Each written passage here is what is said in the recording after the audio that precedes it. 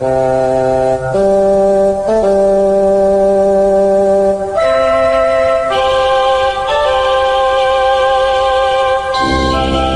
Geeks, Two Beers, and a Laptop. Episode 4, Defenders of the Earth.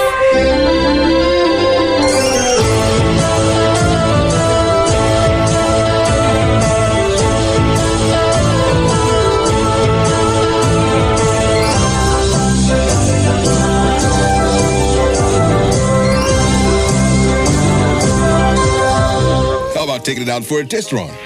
You bet.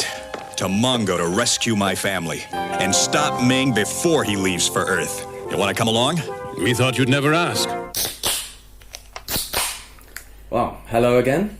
Welcome to episode 4 of Two Geeks, Two Beers, and a Laptop with me, Morgan, and Tom. Hello. This episode, we will be heading back to the 1980s to talk about Defenders of the Earth. Now, it's quite timely we're doing this, actually, because do you have any idea in which year Defenders of the Earth was set?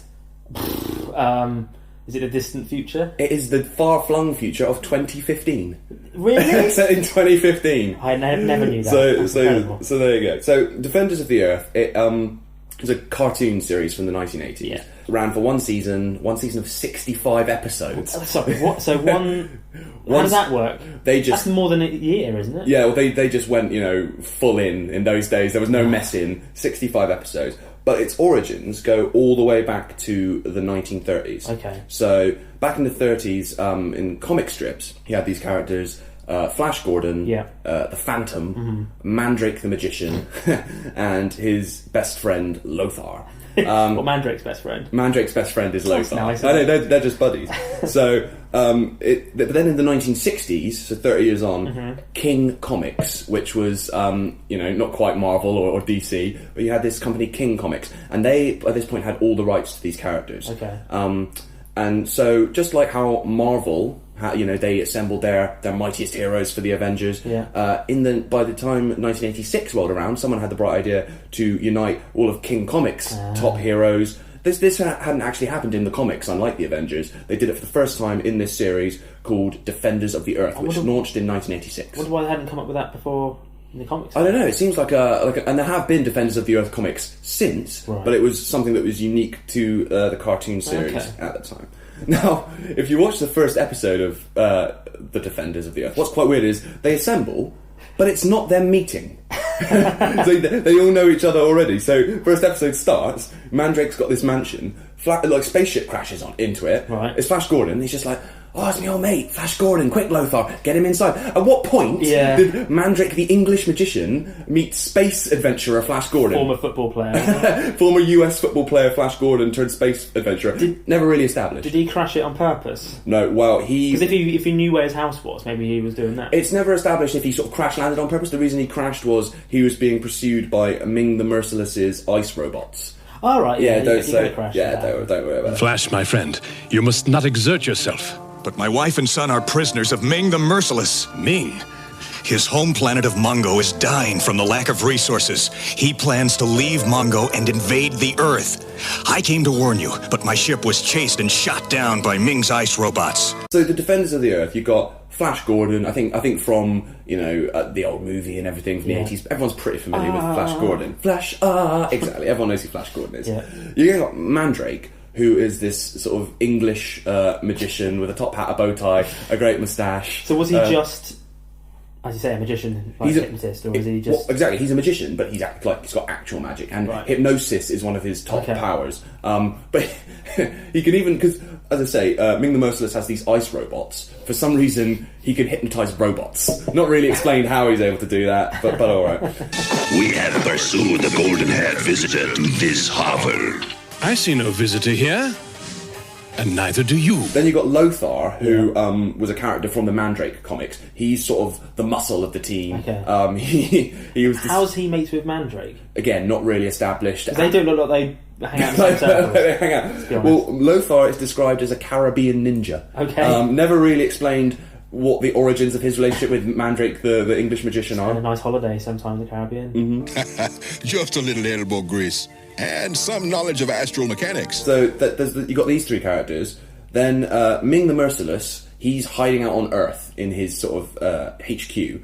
But so the Defenders are like, how are we going to track him down? And in a genuine line of dialogue, Mandrake says, we need the help of someone with the senses of a jungle animal to sniff out this space pirate. And like, where are we going to get someone like that? Luckily, there's the Phantom. The Phantom, who lives in Africa. He's sort of attuned with animal spirits, and he can call on the power of 10 tigers. That's his power. Not 11, not 9. Specifically 10, and that's by jungle law. That's his birthright or something. And he can be as strong as 10 tigers. Yes, I will join you in your fight against this Ming. I'm always ready to battle pirates from wherever they come. So, the Defenders of the Earth, they all assemble. They set up shop in a volcano for reasons that are never really made readily clear. Just looks cool. But the Defenders of the Earth, unlike, say, the Avengers, it's not just a superhero team-up. Because you've also... The whole show's got this kind of next generation, Saved by the Bell, the new class vibe about it. The youths. Youths. So, it's actually set a little way on from the classic Flash Gordon, Mandrake adventures, Phantom adventures. Yeah. So Flash Gordon's married with a kid. Wow. Lothar has a son, Lothar Jr., or LJ, as he's known. The Phantom has a daughter called Jeddah. And even Mandrake has adopted an orphan boy called Kashin, who's just raised by him and Lothar in this mansion, which for the 80s... It's quite forward thinking. Yeah. This is some of these two guys raising an orphan boy. Insinuating this? It's never really established if, like, Mandrake and Lothar are in a relationship. I think I'm going to say they are. Yeah, I'd like to think they are. They seem quite close. It's quite forward thinking for the time for a kids' cartoon from the 80s. But who knows? You know, if they made it now, they would just have that established. Yeah. So there you go. Now the kids. All these kids, they all attend high school, right. And all of Defenders of the Earth actually is set in Central City, which is also where the Flash lives. Not Flash Gordon, but like DC Comics, the Flash. He also lives in Central City. Now, is that, were they angling for a crossover, or is it just unimaginative writers coming up with the same name for a city? We'll never know. Now, we were talking in the previous episode about Scrappy-Doo syndrome. Oh no. Who have they got this time? So, because we were talking Thundercats, Snarf, yeah. And then Orko from He-Man, Batmite. Batmite, of course, from the new Batman Adventures. So, Defenders of the Earth has this little alien furball, Zuffy the Zuffoid. We need a real headquarters, right, Zuffy? Yeah.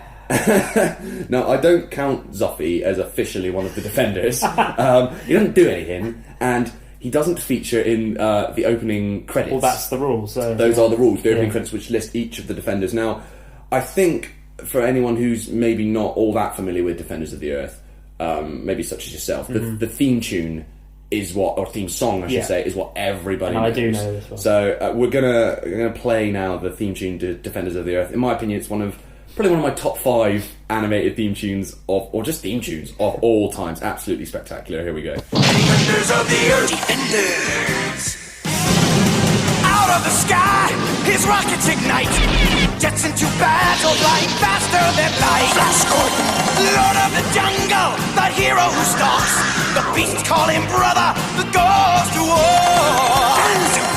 Defenders of the Earth. Defenders. Master of magic spells and illusion. Enemies crumble in fear and confusion. Mandrake, Defenders of the Earth. Defenders.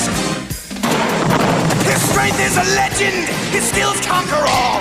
Armed with his power, we never will fall. Defenders of the Earth. Defenders. Without new young heroes proving their worth, 4 become 8. Defending the Earth! Defenders of the Earth! Defenders of the Earth! So many moments in that which are just we need to talk about. I mean, it's like do you know who sings that? Because unfortunately, we don't know who performs the incredible sort of hair metal vocals. It's very like Survivor, Eye of the Tiger, Toto type singing at the time. not only do they have their own little intro, but I like the way they have to actually say their name. Mandrake. Mandrake has my favourite bit of that title sequence. Master of magic spells and delusion, enemies crumble in fear and confusion. But when I was a kid, I always misheard crumble as grumble. So I thought they were grumbling. His enemies were grumbling in fear and confusion. Yeah, like he was casting these spells and they were like, oh, I'm so confused, I'm afraid, stop it. It's just a bit of a pain in the ass. But those brilliant lyrics written by Stan Lee. That's just ridiculous. Yeah, Stan Lee, who, I mean, if you don't know who Stan Lee is, I don't know what you're doing listening to this podcast. Go and Google, get out. But Stan Lee is obviously the kind of maestro of Marvel Comics, who he created Spider-Man and the Hulk and the X-Men and everything. And yeah, one of his other achievements was writing Defenders of the Earth. So has he done any other lyrics, any other songs? Not that I know. He used to narrate, right? There used to be an Incredible Hulk cartoon in the 80s. Right. And Stan Lee used to narrate it. So he'd be like, Bruce Banner is secretly the Incredible Hulk, but Betty Roth has no idea. But when I used to watch it because they repeated that 80s Hulk cartoon in sort of the 90s. Yeah. But for some reason, the repeats used to get rid of Stan Lee's narration. Wow. So, I don't know. But they didn't replace it with anything. So there would be bits where someone would go like, hey, Bruce Banner, I know you're the Hulk. And then there would just be a really awkward pause where his narration used to be of just people stood around going, no, I'm not. I don't know what you're saying. So yeah, that was very odd. Dramatic pause. Stan Lee is just, he's a man of many talents, clearly. As his memory begins to fade, one last thought burns into Banner's mind. Return to base. Now, the Defenders of the Earth, they fought Ming the Merciless. Right, and he was in the Flash Gordon film as well. He's traditionally Flash Gordon's nemesis. Yeah. A bit like how in, Loki is Thor's nemesis, right, but then he becomes the adversary of the whole Avengers. Mm-hmm. Ming was adopted as the nemesis of the whole Defenders of the Earth. Okay. What I like about Ming, he refers to himself as Ming the Merciless. That's not a name his enemies are branded him with. He's like, I am Ming the Merciless. He's so merciless, Ming. A volcanic eruption. The battle is won. The Defenders' base is destroyed. Nothing can stop me now. Now, do you remember we were talking about Terrorhawks? And we were talking about, there's questionable Asian stereotypes in Terrorhawks. Well, there's not so much in Defenders of the Earth, but that's because the way Ming is often portrayed, say in the old Flash Gordon serials, film serials they used to do. Yeah, he'd be portrayed as kind of a Mongolian stereotype. He'd be played by white actors in makeup, and so the way Defenders of the Earth decided to get out of this was by sort of greening him up. Right. Which is a weird trend that sort of caught on in a lot of 80s and 90s cartoons. Why green? I don't know why green, but they had these... So whenever you have like a kind of racially dubious, normally an Asian stereotype, they would green them up. So you had, obviously, Ming the Merciless, you had the Mandarin in the 90s Iron Man cartoon. They greened him up and gave him pointy ears. That was another thing. And same with Dr. No in James Bond Jr., which was about James Bond's nephew. Right. And then this passed me by as well. You missed... Alright, future episode, James Bond Jr. But so, they were all given green skin and pointy ears, I guess to make them sort of more exotic, more alien, and less contentious. Yeah. Well, where's Ming from? Ming is from the planet Mongo. So technically it's not... It's not actually there's no Asia. reason. Ming was always portrayed as an alien. There's absolutely no reason why he's this sort of Asian stereotype. Is it just because of the name Ming? It sounds... I think it's more just symptomatic of the times where Asian people were seen as the enemy, unfortunately. Yeah. So they were, in a lot of the old serials and comic strips, that was how they were portrayed. Thankfully we've moved beyond that now, so it made more sense to portray it Yellow Peril. That's what they call it. The Yellow Peril, exactly. Yeah. So it makes sense to move beyond that, of course, and to portray them as more obviously alien with the green skin and the pointy ears. Right. And so Ming he kind of had a little rogues gallery around him. He had Mongor, who was his pet, who was a giant purple snake. Yeah. He had Octon, who was like this robot octopus, but really sassy. So he'd always be like, "What's going on, Octon?" He'd be like, "Oh, Ming, Flash Gordon's coming." Like that's basically Frankie Howard style. If we could find a clip, he's always like, "Oh, the Defenders of the Earth, they're escaping." It was really shitty to Ming. Yeah. Sire, I have picked up transmissions from a computer using Flash Gordon's code. Flash Gordon? At this time, the location of the computer is unknown. Find it! And then, as if dealing with Octon wasn't enough, Ming, like the Defenders, had his own kids. He had this little piss weasel of a son called Prince Crotan. It was a right little scroat, and he would just sort of linger about. And whenever Ming would get defeated, he'd be like, "Looks like you've been defeated again, father." Crotan. What are you doing there? Yeah, he was kind of like a Scott Evil to Dr. Evil, always having a go at his dad. Go, "Why don't you just kill them?" Yeah. So, Defenders of the Earth is a show that I absolutely did love as a kid. And a lot of people say if you go back and look at it now, maybe it's dated a little. Right. The animation has absolutely dated. There was, we were talking about how in the previous episode about how quickly animation come along. So Reboot at the time looked incredible. Yeah. Now every animated series is done through CGI, and they all look absolutely stunning. You think, how do they possibly have the budget to do that?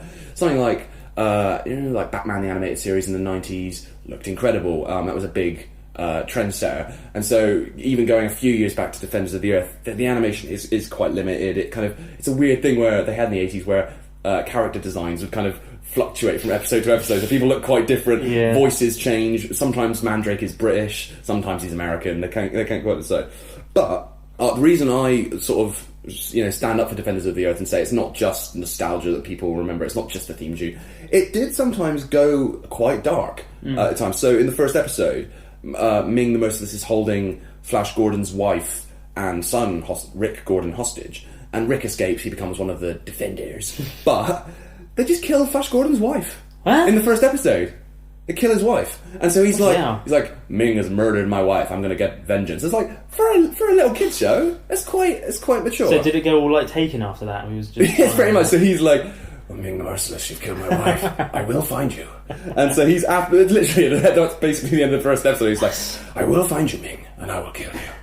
I mean, she doesn't really die. Her consciousness is transferred into the supercomputer Dynac X. Yeah. But I mean, putting that aside, she does basically die. Yeah. That's a bit much. But to talk about the animation, like if they did it again now, right? But what I like the idea of is they do this sometimes in computer games, like in Broken Sword. It was a 90s computer game. It was like quite, stocky animation for the time. But they've remade it. They've done a new one recently. But they just updated the original. For a while, they tried to do these like 3D versions, but they've gone back and done the original kind of animation with modern technology. Yeah. So it looks good. Yeah. Would you, if they did a new one of this now, would you like it to be very similar to how they animated it, but obviously better, or would you want it to be completely different style? If you know what I mean? Well, we were talking in the previous episode about how very rarely do animated series that go live action. Very rarely does it work. Yeah. But I think Defenders of the Earth is one of the few, because of the Avengers comparisons, I think it's one of the few animated series from the past that could really work if you did it live action, because the Marvel Cinematic Universe has obviously been like ridiculously popular to the extent that DC are now scrabbling desperately to catch up. They've got Man of Steel straight to Batman vs Superman, featuring Wonder Woman, featuring Wonder Woman and Aquaman, and then quickly Justice League. We have to catch up, and we've got all our movies planned till 2020. And it's absolutely ridiculous. Everyone, like, the cinematic universe is like the in thing now. And I just think this is like ready made for someone to do not just a film, but like a universe where you could have a Flash Gordon movie, you could have a Phantom movie, then do the Mandrake movie with introducing Lothar as well. Then you do a Defenders of the Earth movie. That's your phase one of your King Comics cinematic universe. Why has no one done that? Who would play who? Well, I think we've talked before about how, kind of funnily, Timothy Dalton, but you know him in the Flash Gordon movie, funnily enough, with his little mustache. He would have been, like, if you could take anyone from any time, he'd be a perfect Mandrake, because he's British, he's got the little tash, he'd be amazing. I was looking this up, something I didn't realise. I was looking up to prepare for this podcast. They were very nearly going to make a Mandrake movie. Let me just look it up here. So we're going to make a Mandrake movie in 2007. And can you guess who they were going to have playing Mandrake? It's one of your favourite actors, I know. It's not Jai Courtney. It wasn't Jai Courtney. Jonathan Rhys-Meyers as Mandrake. He gets all of the roles. He was Henry VIII. He was Dracula. But 2009 rolled around. They were like, right, I think Jonathan Rhys-Meyers, either they decided to move on or he dropped out, whatever. Right. They were like, Jonathan Rhys-Meyers has dropped out. Who can we get to replace him in terms of sheer charisma? This is pre-Jai Courtney, pre-Joel Kinnaman, when those charisma boys weren't about that. Who can we get to play Mandrake, this charismatic dude? Let's get Hayden Christensen in. Hayden Christensen. He's a proven, like, you know, box office winner. Christ. He just like, you know, bleeds charisma, Hayden Christensen. But they were going to have, quite interesting, they had also cast Jaimon Honsu as Lothar. That's actually quite good casting. He'd be good. Obviously, the Mandrake movie never happened, so this whole Defenders of the Earth universe is we need to start with Mandrake, though. Yeah, well, I don't think they were planning to do... they weren't planning to, unfortunately, bring my dreams say they to did a life. Mandrake film and it did surprisingly well, because that was like a year after Iron Man, wasn't it, 2009? Yeah. So imagine if they did a Mandrake film that did well, and then they saw Marvel and go, okay, they're doing a Flash Gordon film. What they should do, that's why they should start with Flash, because it's the most recognisable brand. Yeah. It's kind of the Iron Man. Then you do the Phantom, because people have kind of heard of the Phantom, even if it's just through the terrible movie they did before with Billy Zane. Sorry, what? Oh, okay. I'm so glad you don't know about this. So they did a Phantom movie.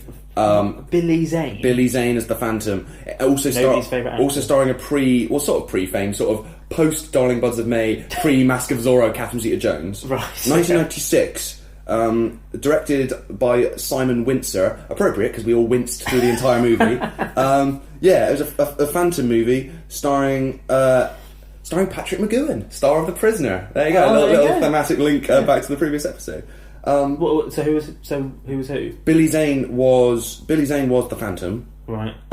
And yeah, I mean, it was Patrick McGoohan was the Phantom's father. Okay. He was the 20th Phantom because the Phantom is passed, like the mantle of the Phantom is passed down through the generations, and so they each get the power of 10 tigers. I don't know, on their 13th birthday or whatever. Just take a look around. Darkness rules the earth. In a dangerous world. Governments crumble. Chaos reigns. In a treacherous time. There is opportunity in chaos.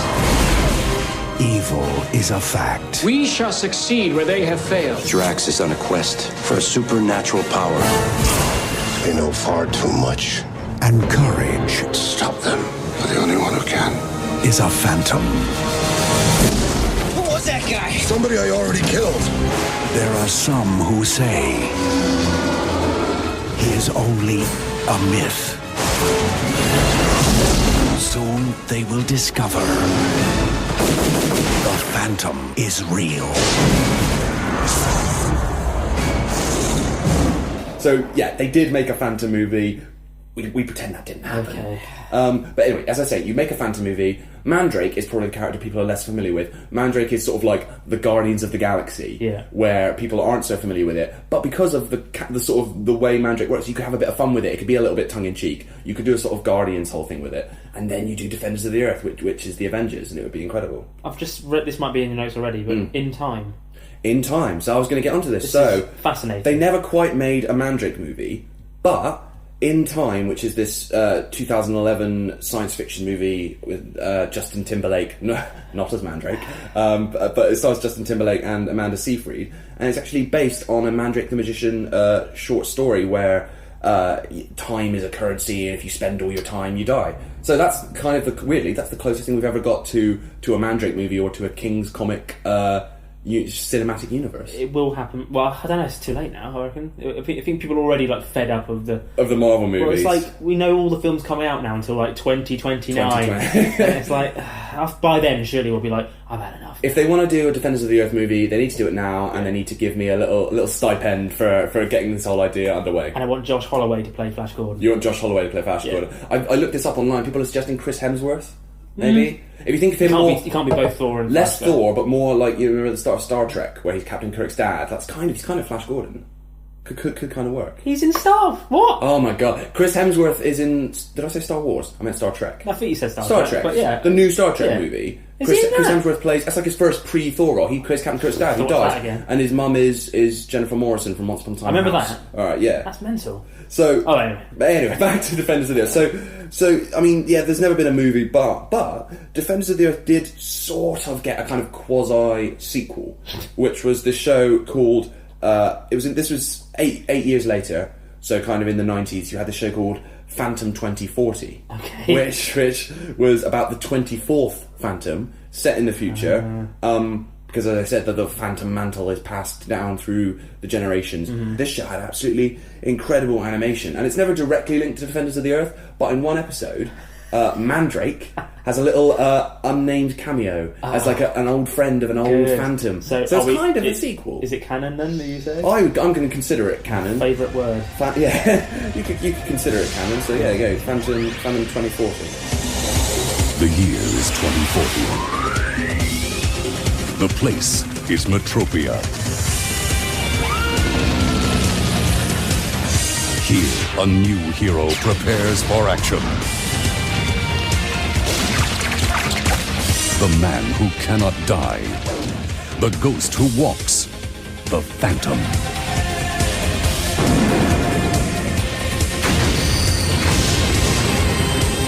The Phantom's pledge to fight evil and injustice wherever they may be found.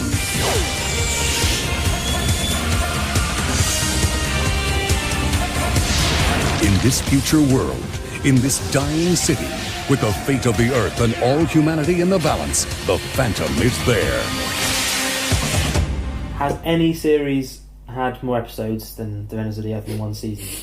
Apart from Anger Management. I was literally going to say, unless you count the Charlie Sheen sitcom Anger Management, where they made season 2 had something like 90 episodes because they just wanted to make as many as they could before he died. I think that's pretty impressive. So, talking about Phantom 2040 though, yeah.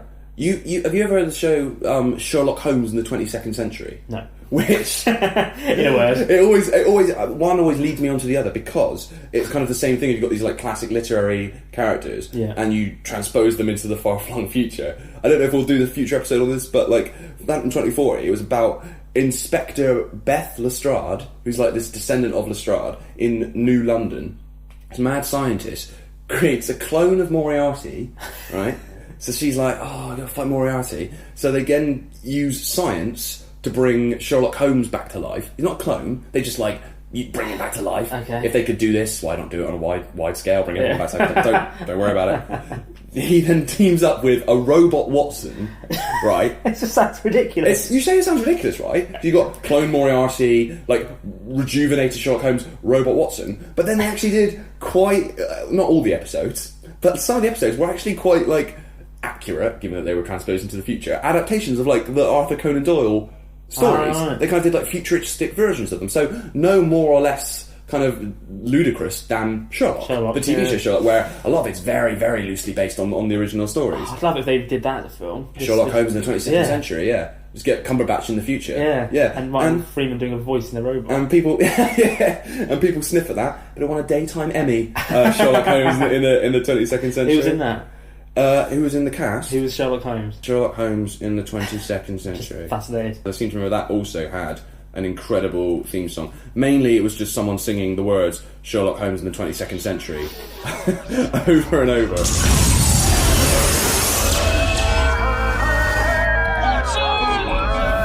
Bring Sherlock Holmes back to life.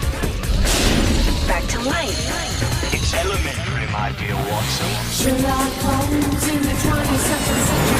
Sherlock Holmes in the 22nd century.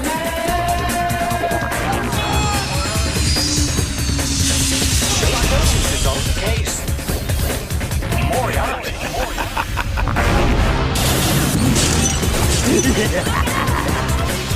Sherlock Holmes is on the case. Sherlock Holmes in the 22nd century. Sherlock Holmes in the 22nd century. Sherlock Holmes in the 22nd century. Sherlock Holmes in the 22nd century. Elementary, my dear Watson. That's one of the laziest theme tunes I've ever seen ever. It's not quite Sherlock Holmes in the 22nd century. It's not quite up to Defenders of the Earth standard. Oh, right, well, I feel like I've talked you through on Defenders of the Earth. I would like to have an excuse to sit down and watch at least some of them. Yeah, well, they're all out on DVD, I believe, or you can find them through less official means. If you can do, as you say, Guardians of the Galaxy ended up being really, really good. Yeah. You could, even if they just did Defenders of the Earth as a one-off. Yeah. fine. It'd be great if you did have the right people involved, the right tone, the right actors. Yeah, it could be really good. Yeah. Right. Well, that's it for this episode. Thank you as ever for listening. Next episode, we're very conscious of the fact that we have been talking for the past 4 episodes just about kids' cartoons from the 80s and 90s. So, what are we going to be doing next week? It's looking at random weird franchises, movie franchises. So. We don't want to give too much away. No, we'll be talking about film franchises that you may not have heard of, that you may not be aware exist, but also maybe it might be a film that you've heard of, but you didn't know it spun off into a dozen sequels. Yeah. So we're going to be looking at kind of like hidden gems and secret franchises. Yeah. But again, thanks very much for joining us. Yes, thank you. Please do follow us on Twitter at 2geekscast. There's also the website, which is 2geeks2beers.wordpress.com. where you can find all of our previous episodes, or you can subscribe on iTunes, or however you get your podcasts. So, yeah, that's it. Thanks very much. Yeah, thank you very much, see you next time. Bye-bye. And all of you have something to offer, your special skills. Someday, Kashin and Zafi, even you will be able to join the team, which will be forever known as the Defenders of the Earth.